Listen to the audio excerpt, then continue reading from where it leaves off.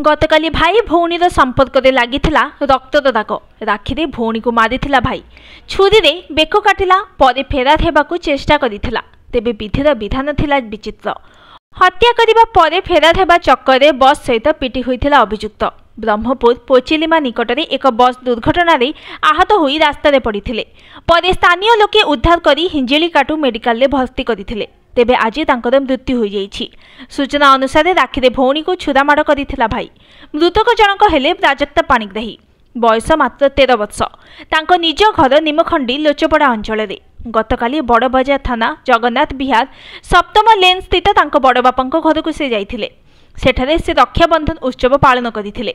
एही समय रे परिवार लोके तळे थिबा बेले उपरे पिलामाने खेलुथिले। तेबे हठात कोनोसी कारण को नहीं एम फार्मा पड़ुवा अभियुक्त आशुतोष पाणिग्राही एक छुरा साहाय्य प्राजक्तांको उपरकू छुरामाड़ करथिले।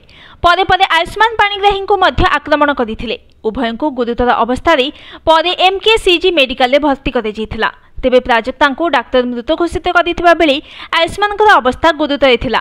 एणु तांको भुवनेश्वर को स्थानांतरण कर जाइथिला। हत्याकांड घटाइबार किछि समय परे आक्रमणकारी अभियुक्त आशुतोष पाणिग्राही को हिंजिलीकाटुरु उद्धार कर जाइथिला। पोचिलिमा निकटरे एक बस दुर्घटना रे आहत होई रास्ता रे पड़िथिले। स्थानीय लोके उद्धार करी हिंजिलीकाटु मेडिकल रे भर्ती करथिले। तेबे आज तांकर मृत्यु हो जाइछि।